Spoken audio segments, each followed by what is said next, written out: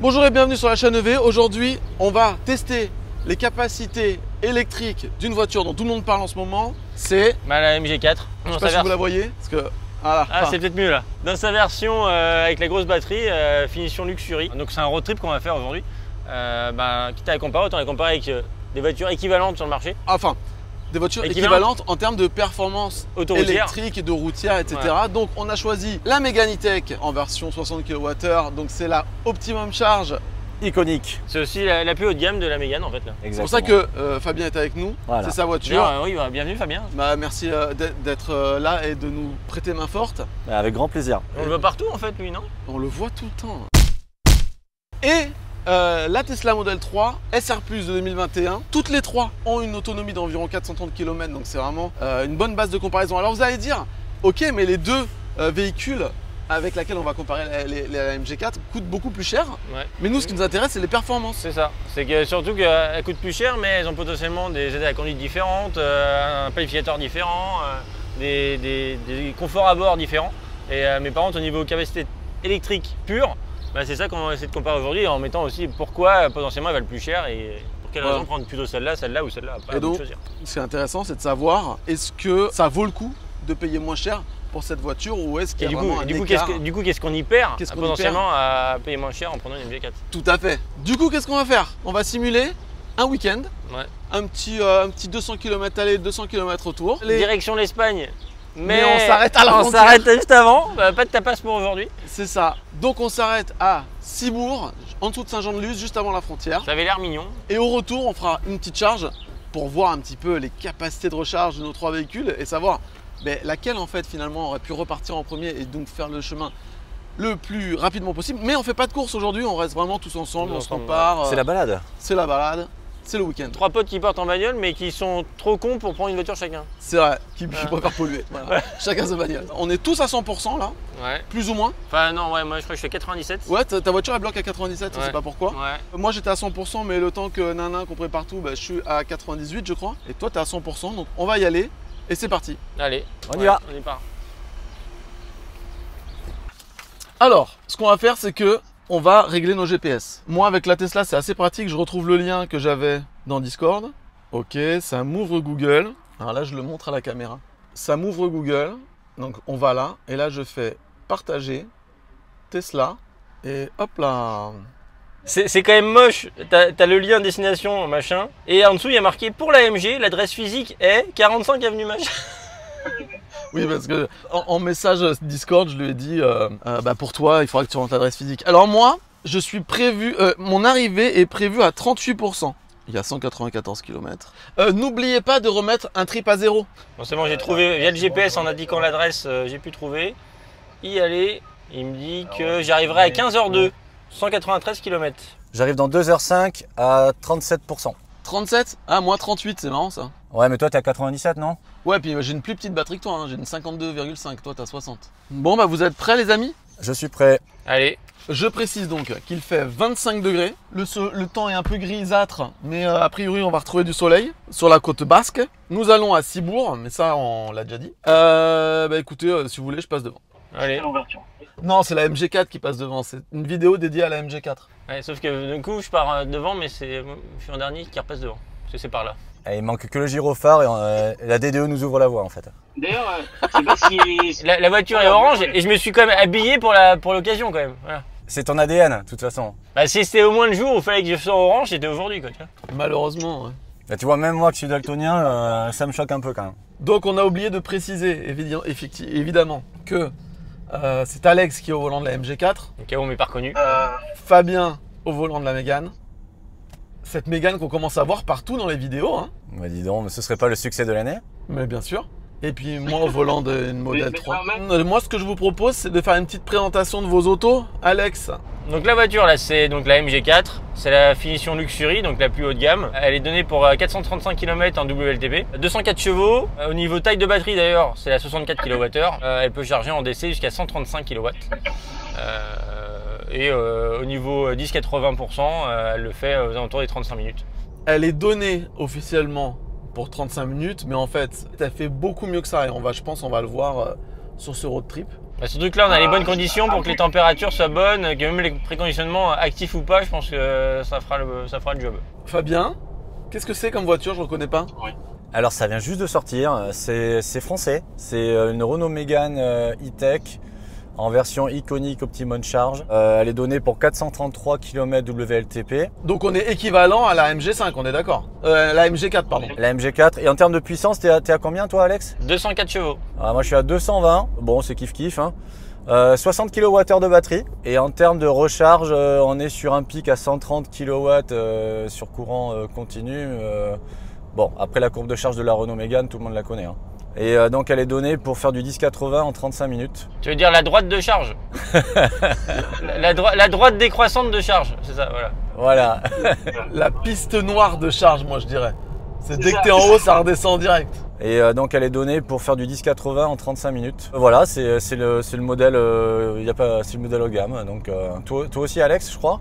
Ouais, c'est le haut de gamme. Ouais. C'est pas tout à fait le même prix. Donc en fait celle-là elle est à partir de 29 000 €, du coup celle avec la grosse batterie, mais pas en finition luxury. Sinon là dans celle qu'on utilise aujourd'hui, celle-là elle est à 32 000 €. Bonus déduit.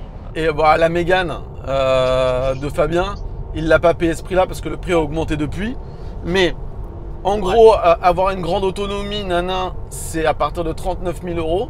Et la sienne actuellement, t'es prêt Alex? Prix catalogue, 51 000 €. Ah ouais, ça commence à faire cher là quand même. Bon et toi JC, c'est quoi cette voiture qu'on voit rarement? Elle me rappelle une voiture qu'on voit souvent en blanc en fait. Moi, elle est un peu blanche à l'intérieur des portes. Donc c'est une Tesla Model 3 SR Plus de 2021, batterie LFP made in China. Je suis comme vous en termes de WLTP, moi je suis à 440, vous êtes à 430. Donc normalement, on a les mêmes autonomies. Sauf que moi, normalement, je suis un peu meilleur sur autoroute, on verra ça. 320 chevaux par contre, c'est un peu plus puissant que vous. J'ai une batterie de 52,5 kWh, donc quand même 8 kWh de moins que la Mégane et 12 kWh de moins que la MG4 quand même. Hein. Charge à 170 kW en DC avec une courbe de charge qui est quand même assez intéressante, ce qui fait que tu charges en 20-25 minutes. Le 1080, c'est pas mal. Et actuellement, elle est à 37 000 €, ce qui veut dire qu'elle est à seulement 5 000 € de plus que la MG4, ce qui est pas un gouffre. Non, carrément. Sachant qu'elle est quand même beaucoup mieux équipée. D'ailleurs, je crois que c'est la première fois qu'on fait une vidéo où dans le trio, j'ai la voiture la moins chère du panel. Mais elle est orange. Mais voilà, c'est ce qui fait que j'ai accepté le deal quand même. Et c'est la version haut de gamme de la version low cost. Voilà. Ok, ben on se rappelle au milieu de la route. Ok, ça roule. Ok. Allez, à tout à l'heure. Salut. 13h36, drag race. Attends, ralentis. Ouais, je suis bien en mode sport. Mode sport activé les gars. Alors, on regarde la main d'Alex. Il y a un mec derrière. 1, 2, go!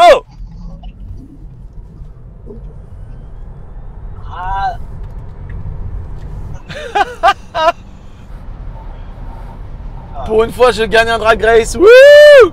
Ah mais bon, je pensais pas que la MG elle ferait. Sur le départ, elle faisait mieux que la. D'ailleurs, la MG. Alors, je suis peut-être parti un chouïa avant. T'es parti un chouïa avant et t'es parti un chouïa en mouvement alors que moi, j'étais vraiment arrêté quoi. Ouais. Du coup, c'est un poil mieux que la Mégane, je dis pas de conneries. Ah, moi j'ai un peu patiné de l'avant, j'ai senti là. Eh oui, mais Ah voilà. ouais, ah mais ouais. le truc, c'est que la MG4, c'est une propulsion. Et c'est pour ça que c'est agréable. Ouais, c'est passé direct, hein. Moi j'ai eu aucune perte d'adhérence. Bah, bien sûr. Moi je pense que c'est le patinage à l'avant qui pénalise et qui fait que le 0 à 100 il est en 7 secondes 4. Et 14h03, on est à mi-parcours. Ouais. À mi-parcours de l'allée, attention. Hein. Il reste 87 km. On a fait 106. Ça fait 1 heure tout pile qu'on roule d'ailleurs. Niveau conso, moi je suis à 21,6 et à 61% de batterie. Alors moi, niveau conso, je suis à 16,5 et je suis à 62% de batterie. Donc équivalent quoi. Enfin équivalent pour la batterie, pas pour la conso. Et moi je suis entre deux, au niveau conso je suis à 19,2 et 65% de batterie. Ah t'as plus de batterie que nous par contre. Ah et par contre t'es parti avec 3% de plus toi, au début. Ouais, c'est ça. Nous, on est parti à 98-97 et lui, il est parti à 100. Donc on est à 1% près chacun au niveau de la batterie. En sachant qu'on le répète souvent, enfin on le répète, on le dit souvent, le pourcentage des batteries des voitures, c'est vraiment pas linéaire. Donc on ne peut pas se dire quand on a 50% qu'il reste vraiment 50%. Ça peut être un peu moins, un peu plus. Donc c'est un peu comparable, mais c'est pas une valeur vraiment très scientifique. Moi, je voulais dire aussi qu'il m'a prévu une arrivée à 38% et que pour l'instant, il me prévoit une arrivée à 37%. Donc pour l'instant, on est dans les clous. Moi aussi kiff, prévu 37 et projeté 38. Ouais, super. Bon, bah nickel. Comme quoi, ça marche bien. Et moi il avait prévu que j'arrive et pour le moment moi, j'y arrive toujours. Alors, je voudrais expliquer parce que ça fait partie des choses qui crée la différence de prix entre la Mégane et la Tesla Model 3 et la MG4. Donc, la Tesla et la Mégane sont équipées d'un GPS qui fait planificateur. Donc, il va vous prévoir un trajet en vous disant arrête-toi là pour recharger. Tu arriveras à 30%, il faudra recharger jusqu'à 30%, etc. Et ce sont quasiment les deux seuls qui sont précis. Et autre avantage du GPS de ces deux voitures, c'est que le GPS vous indique le pourcentage auquel vous allez arriver à destination. Et ce pourcentage, il ne se base pas sur l'autonomie de la voiture. C'est-à-dire que si vous avez fait 50 km de ville avant et que vous prenez l'autoroute, il ne va pas se baser sur les 50 km avant.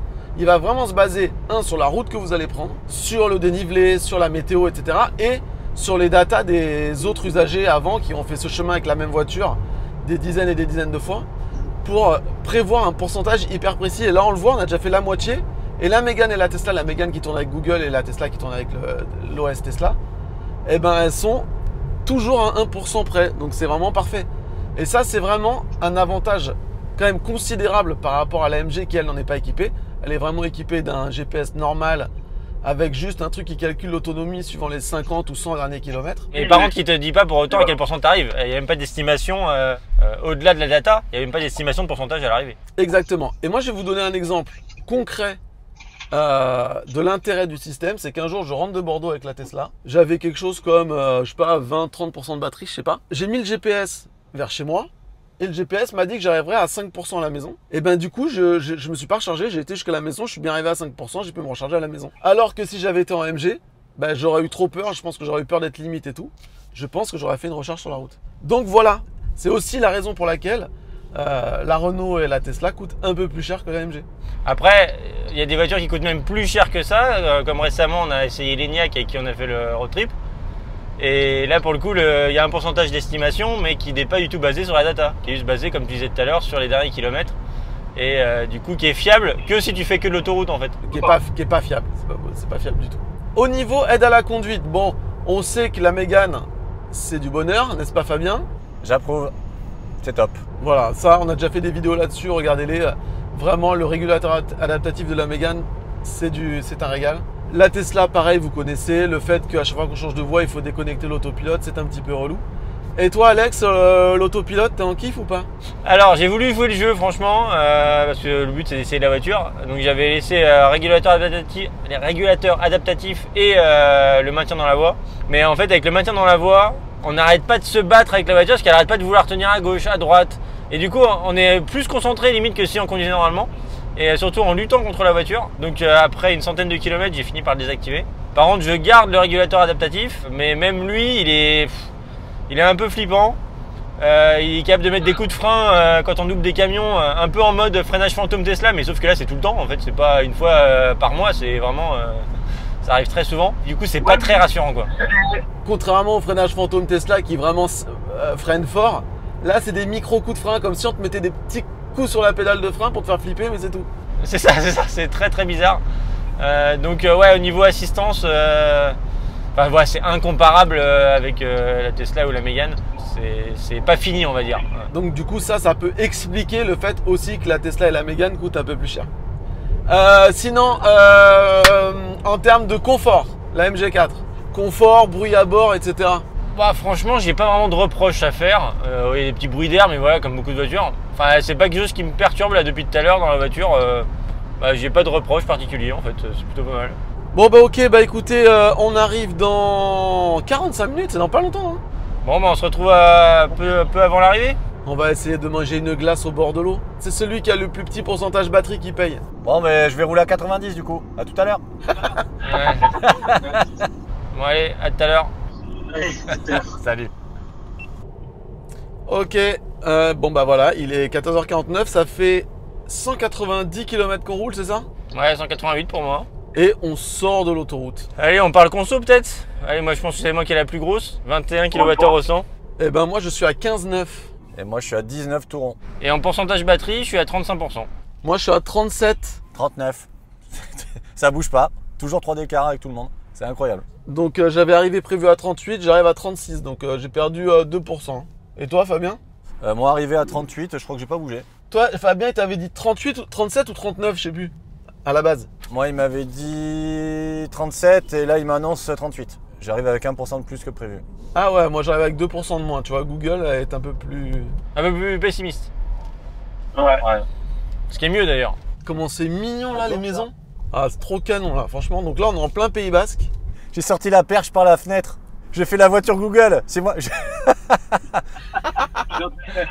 vais essayer de voir si je peux vous faire une jolie vidéo là. Et bien voilà, nous sommes arrivés. 36% de batterie contre 38 prévu. Ah, c'est là le parking? Ouais, on est dans le parking, ouais. Moi, j'arrive avec 34%. Où est-ce qu'il est garé là? Ouais, on te voit pas, JC, t'es où?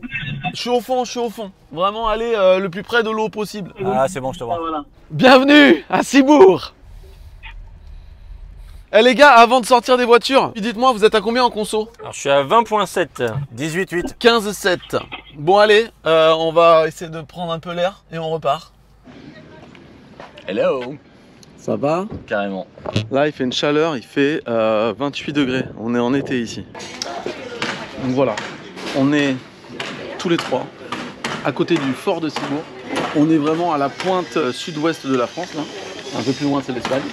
Et maintenant, on va rentrer. Du coup, on n'est pas allé manger des tapas. On s'est arrêté juste avant. Et donc, maintenant, c'est direction Unity pour faire une petite recharge et puis pour voir si l'AMG, elle en a dans le ventre, comme on dit. Est-ce qu'il va pouvoir rattraper tout le monde grâce à sa charge rapide? On va voir ça d'ici peu.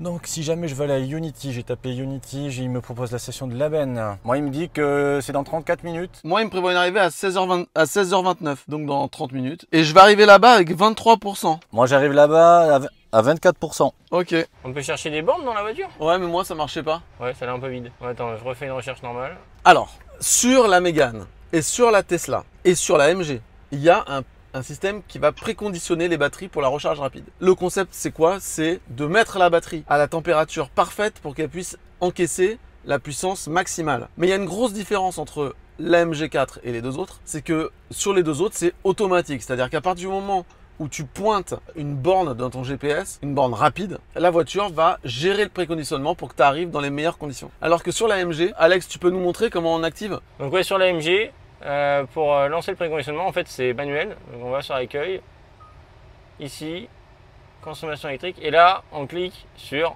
chauffage intelligent de la batterie, ce qui va du coup dès maintenant faire chauffer la batterie pour qu'elle soit à bonne température pour pouvoir la recharger. Donc du coup, il ne faut pas le lancer trop tôt, parce que du coup, vous allez surconsommer inutilement. Donc la plupart des voitures, je crois qu'elles préconditionnent une trentaine ou une cinquantaine de kilomètres avant d'arriver à la borne. Donc là, du coup, on lance dès maintenant pour être sûr d'être dans les bonnes conditions en arrivant à la borne de recharge. L'inconvénient du préconditionnement manuel, c'est que quand tu lances, tu sais jamais s'il faut le lancer avant, après. Quand tu actives le préconditionnement de batterie, ça fait surconsommer la voiture. Et donc, il faut l'utiliser avec parcimonie. Et par exemple, si tu as une arrivée prévue avec un pourcentage bas à une batterie, il faut que le préconditionnement soit assez intelligent pour pas te vider la batterie, que tu sois pas capable d'arriver à la borne en gros. Donc c'est pour ça que quand c'est automatique, c'est mieux que quand c'est manuel. Le problème, c'est que par exemple, moi là, pour le coup, la borne sur laquelle on va, elle n'est pas référencée dans mon GPS Tesla. Ce qui fait que je suis obligé de faire semblant d'aller sur une autre borne qui est juste à côté pour activer le préconditionnement. Ça, il y a un trou dans la raquette. Et effectivement, par exemple, même avec la Mégane, toutes les nouvelles bornes qui sont installées, elles sont sûrement pas référencées dans le GPS. Et du coup, tu peux pas lancer le préconditionnement sur ces bornes, alors que tu pourrais manuellement avec la MG. C'est l'avantage. Non, Fabien, t'es pas d'accord avec moi? Absolument. Tu m'écoutais pas, de toute façon, je le sais. Je suis toujours d'accord avec toi, JC. Putain, t'as fait super genre. Ouais, absolument, bien sûr. Si je t'écoutais, ouais, non, mais c'est quand même. Moi, j'ai trouvé par exemple la borne de la benne, et du coup, j'ai rien à faire quoi. Et le simple fait d'aller chercher une borne de recharge dans la voiture, qu'elle sache que c'est une borne de recharge, elle sait automatiquement qu'elle va préconditionner pour y aller. Donc ça, c'est top. J'ai rien besoin de faire. Par contre, ça oblige quand même à utiliser le GPS de la voiture. Après, si on veut le pourcentage, c'est quand même beaucoup mieux. Donc à vous, il n'y a pas de sujet de ne pas utiliser. Et puis nos GPS, ils sont très bons. La Mégane, c'est Google Maps. Voilà, mais par rapport à d'autres marques de voitures qui n'ont pas forcément un très bon GPS, du coup, ça t'oblige parfois à passer par le GPS de la voiture si tu veux le préconditionnement, parce que souvent, c'est que par là que tu l'as en fait. C'est vrai. Et comme je disais, il y a un problème, c'est que si la borne, comme moi là avec Unity, elle n'est pas dans ton GPS, bah t'es comme un con, tu préconditionnes pas, alors que toi, manuellement, tu peux le faire. En fait, ce serait bien d'avoir toujours cette option manuelle. En fait, il faut aller les deux. Et par contre, que ce soit que ça, c'est naze. Mais par contre, que tu puisses l'avoir en plus, c'est bien. Alors, il faut savoir que moi, j'ai les sexy boutons. D'accord? Les sexy boutons, c'est des petits boutons qui se mettent en plus dans la Tesla pour déclencher des actions. Par exemple, moi, j'ai mis un bouton pour l'autopilote et un bouton pour le mode sport. Et ben, tu peux rajouter un bouton pour le préconditionnement manuel. Ah. Je l'ai pas fait, mais c'est pas mal. Et tu te sens plus sexy du coup grâce à ça? Oh, j'ai pas besoin des sexy boutons pour être sexy, tout le monde le sait évidemment. Bref, je voulais dire que là il fait assez chaud, je pense que de toute façon le préconditionnement ça sert à rien. Je le lance quand même moi sur la mienne. Ouais, mais... Ah oui tiens, c'est un truc hyper important ça. Sur les groupes MG, on m'a conseillé donc de rouler sans le truc de préconditionnement pour pas surconsommer. Mais que en gros ça servait à rien, les temps de recharge étaient les mêmes avec ou sans. Alors moi je préfère qu'on l'active pour être sûr d'avoir les meilleurs temps de recharge possibles. Mais je pense que ça ne sert à rien et que moi en descendant de Paris je l'ai pas activé et j'ai chargé super vite. Pourtant, t'avais pas une super météo? Non, il faisait beaucoup moins chaud qu'aujourd'hui. En fait, ça doit juste optimiser vraiment à fond la température et du coup ça doit la maintenir tout le temps à la bonne température alors que ça se trouve elle monte vite en température quand tu lances la charge quoi. Je ne sais pas. Bon bah on se donne rendez-vous au chargeur. Allez, à de suite. Bon, il est 16h28, on arrive dans 5 minutes donc on va se recharger là. C'est là qu'on va voir ce qu'elle vaut cette petite MG4 là. D'ailleurs en pourcentage batterie vous êtes comment? Moi je suis à 21%. 23. 25, comme d'hab. Et en conso, alors là du coup JC tu le dis en dernier parce que c'est plus facile pour voir les écarts. Moi 20.7. À 19. 15,9. Ouais. C'est un gros écart quand même. Hein. Allez, air de la benne, 1 km. En tout cas on arrive avec un 20%, aux alentours de 20% de batterie, ce qui est quand même pas mal pour avoir une bonne courbe de charge. Alors ouais, c'est intéressant de dire quand même qu'on a fait 236 km depuis qu'on est parti. On va faire 240 en gros, sur une charge sur l'autoroute. Et on arrive avec 20% de batterie, c'est pas mal quand même, non? Je sais pas. Bah ouais, carrément. Bah moi c'est même une très bonne surprise parce que j'avais jamais autant roulé sur autoroute et c'était un peu ma grande interrogation de savoir du coup combien je peux rouler, 150, 200, 250 et là c'est cool quoi. Eh ben écoute, la Mégane entre 10 et 80 et 10%, tu feras 200 km en gros. Ouais. Et du coup moi je t'aurais répondu si tu savais pas trop, il fallait aller sur notre site chaînev.fr et t'avais les consos avec 80% de batterie et 100% de batterie. Sur quel site? Sur la chaînev.fr. Bon, il y a 3 bornes de libre, ça c'est parfait. J'espère que les 3 fonctionnent. C'est quoi la bande du fond là? C'est quoi ça comme... C'est une Tristandard. C'est peut-être l'occasion d'en parler de ça, tiens, pour ceux qui connaissent pas. En fait, ouais, chez Unity, dans la plupart des stations d'ailleurs, qui ont des bornes rapides 300 kg, 250 kW, il y a quasiment tout le temps une borne Tristandard qu'on appelle, qui a du coup on dit Tristandard parce qu'elle a le combo CCS, le chat démo et un T2 en 43 kW. Et du coup cette borne, elle est qu'à 50 kW sur le CCS et le chat démo. Et l'avantage pour ceux qui ont des voitures qui chargent entre 50 et 80 kW, bah, c'est que c'est 2 fois moins cher que le tarif Unity. Donc si vous n'êtes pas vraiment pressé, ça peut être intéressant en fait de charger dessus parce que ça coûte moins cher. Tout ça pour un truc que JC va sûrement couper. Voilà. Ouais, je me suis déjà endormi rien qu'en l'écoutant. Donc c'est parti. Alors, donc voilà, il est branché. Une tête qui flotte. Ah non, d'accord, t'étais devant ta voiture, pardon. Ah, C'est drôle. T'es prêt à scanner? je suis prêt à scanner. Toi, t'étais à combien? 25. Moi, je suis à 22. T'es à combien toi? 21. 22, 21 et 25. Ok, alors. Moi, elle est pas partie. Départ. Ok, toi, c'est parti. Attends. Là, y a pas moyen. Attends, elle est bloquée là. Non, sérieusement? Et voilà comment cette expérience est foutue à cause de Unity. Ah, j'ai 131 kW. Hein. Moi je suis monté à 128, là je suis à 120. Donc là, on peut voir que bah, là, on a un petit pic à 133 kW, à 24%. Donc promesse de puissance tenue. 135, et si on va voir côté Mégane, bon, on va pas regarder côté Tesla pour pas fâcher JC. Bah là, on est qu'à 108 kW. Hein. Et ça baisse. La fameuse courbe descendante de la Mégane. Et là, on monte même à 137. Et là, ça continue à monter 138 kW. Donc du coup, JC va changer de borne.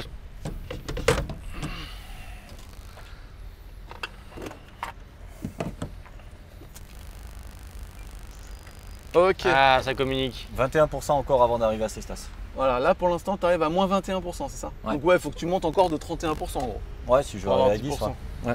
Pour la Tesla, on est à 104, 153, Ah, la puissance, c'est pas pareil quand même. Hein. On sent qu'on est au-dessus quand même avec la Tesla. 141. Ah.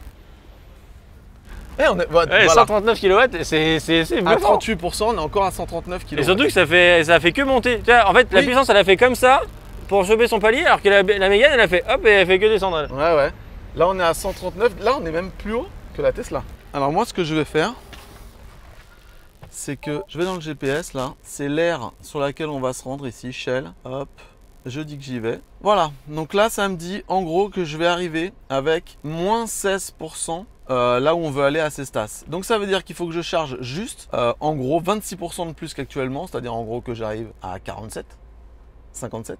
Donc en gros, quand j'arrive à 57%, moi je peux me déco et partir. Là, ça m'indique 35 minutes pour aller jusqu'à 100%. Donc voilà, maintenant c'est la compète. 141, 141, ça continue de monter. Alors, pour ceux qui ont jamais remarqué, sur Ionity, il y a une barre ici. Et la barre est illuminée jusqu'à ton niveau de charge.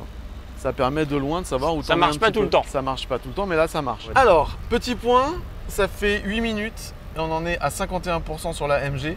18 Et on est kWh. toujours à 141 kW. Non mais c'est 142, ça veut dire un nouveau 142. pic. Tiens, je vais le changer. Non mais on est d'accord. Ah, c'est. Là, c'est bluffant. Là, franchement, c'est incroyable. Là, Et d'ailleurs, combien elle te dit là, de temps? où est-ce que je vois le temps? Ouais, d'accord, il n'y a pas marqué. Et pendant que la MG est à 139, 140, on peut voir l'air dépité de Fabien, Ah, c'est la moitié quand même. Hein. 73 kW. Et elle est qu'à 46%. Et moi, je sais combien? Entre 25 et 27%, j'étais à 128 et après ça a chuté, mais direct. Ouais. C'est vraiment le défaut de la Mégane, c'est que ça chute vite. Sur la Tesla, on est parti 5 minutes après les autres parce qu'on est tombé sur une bande qui ne marchait pas. On est à 42% et on est à 120 kW. Ah, ça y est, elle a chuté. 113. On n'a pas les mêmes 107, rêves. hey Ça y est, la chute est à 60%. Bah, ça y est, en gros. hein. Ah, 107. ça y est, tu me rejoins. Viens goûter aux charges à 2 chiffres, tu vas voir. Et moi, je suis à 120, à 50%. Ça tient la route. Alors les gars, je vous informe que si je déconnecte maintenant, j'arrive à 2% à Cestas. C'est-à-dire que je vais bientôt pouvoir partir si je veux. Ouais, je vous informe que je peux pas savoir si je peux partir. Donc je vais C'est rester ça. jusqu'à 80%. Alors voilà, là on touche un autre problème de la MG. c'est un petit problème Un quand petit même. Hein. problème. Voilà, là je rentre dans la Mégane. Dans la Mégane, on a dit qu'on voulait aller à Shell. Et pour l'instant, ça me dit que si je pars maintenant, je vais arriver à moins 5% à l'arrivée. Donc il faut qu'il attende encore, en gros, 15%. 15% pour être safe. Et ça, c'est super parce que ça veut dire que tu n'es pas obligé d'attendre 80%, tu n'es pas obligé de viser Clairement. au doigt mouillé.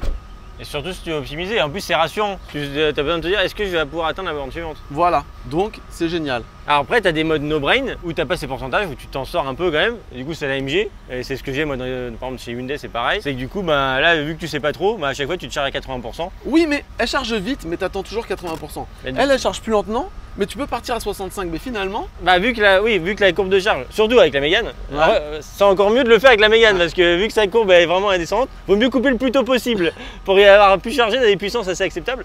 Et après sur des, oui. c'est intéressant tout ça. Moi je dis c'est intéressant. Alors on fait un petit point. 58% au bout de 10 minutes, toujours 117 kW. C'est pas mal 117 kW à 59%. Sur la Mégane, 55, je l'ai doublé malgré le fait qu'elle a 4 minutes de plus que moi, elle est à 67 Non, kW. elle a rechargé la même quantité, 20 kWh. Enfin, tu viens de passer à 21 toi. Ouais, mais en 4 minutes de moins. Et Alex, il est passé à 71, ça y est, à 67%. Et 29 kWh de recharger. 29 kWh de recharger. Je pense qu'Alex, techniquement, tu pourrais te débrancher maintenant, ça passerait, mais tu ne sais pas. Voilà. Attention. Ok, je suis à 12%. Ça veut dire que là, techniquement, Allez, photo. au bout de 11 minutes, je pourrais partir. Et toi, t'as combien de pourcents à l'arrivée là? 0 là. 0, donc il te reste encore 10% à charger. Tu filmes mon cul, frère? Ouais, j'ai fait mes temps. Il a quand même le cul d'un mec qui fait de la muscu quand même, ça se voit. Ça se voit. Hein. Ça Ça se va. voit. Ça se voit qu'il y a 2-3 On kg. dirait, il- que t'as pris 3 kilos. 80%. On a fait les 80% en 17 minutes. Alors on n'est pas arrivé à 10% évidemment. Hein. C'est quand même pas mal. Donc on est sur la fin de charge. Alex s'est déconnecté avec la MG4 à 80% En 22 minutes. en 22 minutes. Exactement au même moment, Fabien est arrivé à 68. 68%. Son GPS lui indiquait qu'il arriverait à 10% à l'étape d'après, donc il aurait pu se déconnecter. Donc en gros, on pourrait tous partir maintenant, mais on attend le 80% sur la Mégane qui arrive 7 minutes après. Enfin, non, maintenant, il reste combien de temps? Il reste 5 minutes. Donc ce qu'on peut dire, c'est que la plus rapide à partir, c'était la Tesla, et arriver à 80%, c'était la Tesla. Qu'ensuite, la Mégane, elle aurait pu partir en même temps que la MG arrive à 80, Ouais. et que c'est la Mégane qui arrivera à 80 en dernier. Ouais. Exactement. Donc, chaque voiture a ses avantages et ses défauts. La Mégane, son défaut, c'est Sa courbe de charge. Ouais, Ouais. c'est évident. Renault, s'il vous plaît, améliorer la courbe de charge. améliorer software. Est-ce qu'il faut améliorer la courbe de charge de la Renault? Voilà. Il a dit oui. Allez, on se retrouve pour le départ. Ok, on est tous ensemble. Ouais. D'abord, moi j'ai coupé le préconditionnement.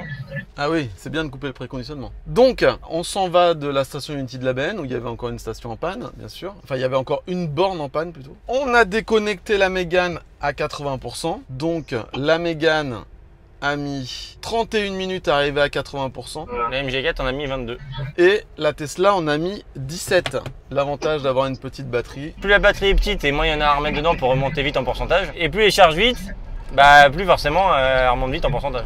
Les gars, avant qu'on oublie, je suis censé arriver à 25% à Cestas, c'est dans 1h26. Et moi je suis censé arriver à 31% à Cestas. Je vais passer devant parce qu'il roule cool, Fafou quand même. Hein. Il y a un petit camion, ça y est, il ralentit et il fait oh, je me laisse faire, le camion ça me va. Bon bah allez, moi ce que je vous propose c'est que on se retrouve à la fin du trajet. Ça marche. A tout de suite. À de suite. Bon bah voilà, on est revenu au point de départ. On a donc descendu jusqu'aux frontières de l'Espagne. C'est ça. On a pu manger une petite crêpe et faire une recharge sur le retour. Donc ce que je vous propose c'est de regarder vite fait le tableau avec un petit peu tous les chiffres importants de ce road trip. T'es d'accord? Ouais. Ça tombe bien parce qu'on va le faire de toute Voilà. façon. Mais c'était pas d'accord. Voilà, c'était prévu. On y allait quoi. Voilà. Il faut un tableau. Hein, Et c'est lui qui va commenter comme d'habitude. Certainement. Concernant les temps de parcours, quelques minutes séparent les trois voitures avec la Model 3 suivie de la MG4 puis de la Mégane. Durant notre essai, on a chargé tous les trois 80%, mais avec la Model 3 et la Mégane, il aurait été possible de partir un peu plus tôt quand celle-ci indiquait une arrivée avec 10% de batterie. Ce qui aurait permis à la Model 3 de gagner 6 minutes et à la Mégane 9 minutes sur ce parcours. La MG4 n'affiche pas le pourcentage à l'arrivée, mais avec l'expérience, il aurait également été possible de gagner un peu de temps. On retrouve forcément les mêmes différences de temps au niveau des recharges car nous avons roulé ensemble. Le temps de charge est vraiment ce qui pénalise la Mégane face à la Model 3 et la MG4 qui chargent bien plus vite. La Model 3 n'avait besoin de charger au minimum que 11 minutes, soit la moitié du temps de la Mégane. Cela montre encore une fois qu'une recharge rapide est un facteur important pour un long trajet. Au niveau des consommations, le classement change, la Model 3 garde la tête, mais elle est maintenant suivie par la Mégane puis de la MG4. Les kilowattheures rechargés sur la route sont ceux avec une charge à 80%. On aurait pu charger moins avec la Model 3 et la Mégane, comme indiqué dans les tableaux précédents. Pour ce parcours, la MG4 a quand même consommé 20 kWh de plus que la Model 3, ce qui n'est pas négligeable. Dans notre essai, il y a un écart d'environ 2 kWh au 100 entre le tableau de bord et la conso réelle aux bornes pour les trois voitures. Cet écart est lié à la fois à la précision du tableau de bord et également aux pertes liées au chargeur. Forcément, le coût est directement lié à la consommation. Pour ce trajet, la MG4 revient donc la plus chère avec un coût au 100 km de 9,50 €, 8,90 € pour la Mégane et 7,80 € pour la Model 3. A titre de comparaison, on est en moyenne à 3 € les 100 km en utilisation quotidienne avec des charges à domicile. On a également noté l'agrément à bord de ces trois modèles. La MG4 n'a pas de qualificateur, ses aides à la conduite sont plutôt désagréables, le confort à bord est un peu moins bon que les deux autres, par contre elle se classe entre les deux au niveau des performances. La Mégane est très bonne sur ses critères, elle pêche par contre au niveau performance face aux deux autres. On apprécie un peu moins le planificateur de la Model 3 et ses aides à la conduite sont un peu trop intrusives. Par contre elle dépasse les deux autres niveau performance. Vous pouvez retrouver tous ces chiffres sur notre site lachaîneve.fr. Bon, ben voilà, pour résumer, en gros, la Renault Mégane, très bien équipée. Très bonne routière. Un autopilote, assistant Pour à la conduite l'autoroute, qui est super expérience. Pour moi, le meilleur des trois, c'est celui-là. Le meilleur des trois, clairement. Un GPS qui te dit les pourcentages et qu'on a vu qui était très précis. Ouais. Donc pas de souci, pas de galère. Si elle te dit qu'elle arrive à 5%, elle arrive à 5%, t'as Elle pas a de trouvé soucis. toutes les bornes, sans Nickel. problème. Et par contre, une vitesse de charge. Ouais, ça c'est vraiment le gros point noir. Enfin, une Ouais. courbe de charge en fait. Qu'il faudrait vraiment améliorer, vraiment. Ça c'est tout ce qui lui manque en fait. La MG4, bon, super routière. Alors super routière. Alors, Au ça a de niveau l'autonomie. électrique, ouais, autonomie bien. Ça Vitesse recharge de vite. charge, super. Mais par contre, pour moi, le gros point noir de cette voiture, c'est les aides à la conduite. Même le régulateur de vitesse, il fait des freinages intempestifs. Enfin, c'est vraiment pas agréable. Par rapport à plein de voitures qu'on a essayé sur autoroute, j'ai vraiment pas eu plaisir à faire de la route avec la voiture. Ouais. Sur autoroute, c'est vraiment pas plaisant. Alors que par contre, au quotidien, c'est une voiture qui se conduit de manière très agréable, Ouais. qui se prend en main très facilement. Ouais. Et elle est un poil gourmande.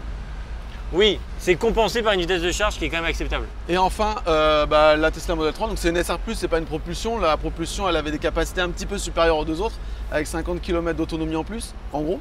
Mais en fait, c'est un peu le compromis, quoi, finalement. Elle fait quasiment tout bien en fait. Voilà, c'est celle qui a rechargé le plus vite. L'aide à la conduite, elle est moins bien que la Mégane. Il faut peut-être préciser le moins bien, parce qu'il y en a qui vont peut-être pas comprendre pourquoi. Alors, la Tesla, elle a un autopilote qui va, et c'est un rail quand on la met dans les voies, il n'y a rien à dire, c'est peut-être celui qui le fait le mieux. Alors on l'a déjà vu dans différents tests. Par contre, à l'usage, en confort de conduite, on est trop piégé, enfin pas piégé, mais contrôlé par la voiture. Ouais. On change de voie, il faut le réactiver et tout. C'est vachement moins fluide que quand on est dans une Mégane où là, elle le fait tout seul, elle accélère bien. Mais néanmoins, En termes de conso, vitesse de charge, autonomie, etc., c'est celle qui a finalement pas vraiment de gros défauts. Et elle coûte que 5 000 € de plus actuellement en propulsion que la Luxury. Donc, bon, voilà. Chacun se fera son avis, mais ce sont 3 super voitures, 3 profils un peu différents. Et les trois ont leur public en fait. Exactement. Si vous avez aimé cette vidéo, un petit pouce, ça fait toujours plaisir. N'hésitez pas à vous abonner, bien sûr, parce que plus on a d'abonnés, plus c'est facile d'avoir des voitures comme ça là. Et ça, c'est génial. Et voir même peut-être potentiellement avoir des projets un peu plus intéressants, tenter peut-être des choses qu'on n'a pas pu faire encore. Donc, il y a mon projet de road trip nu qui... J'essaie de le repousser celui-là. Fabien, merci à toi d'être venu avec nous. Avec grand plaisir. De nous avoir supporté au téléphone pendant... mais rien que pour les 2 moments où tu as été kické par l'autopilote Tesla, je pense que j'ai mérité ma journée. Juste pour ça, juste pour ça, au téléphone, je vous assure, c'est jouissif.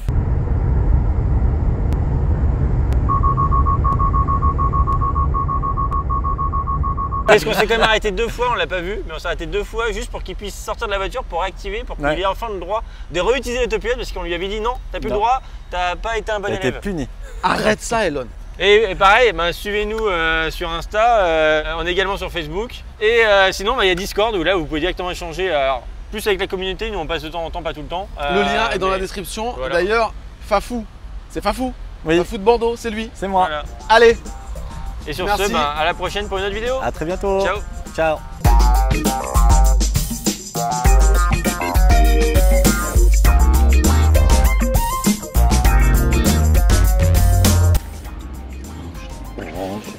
Orange.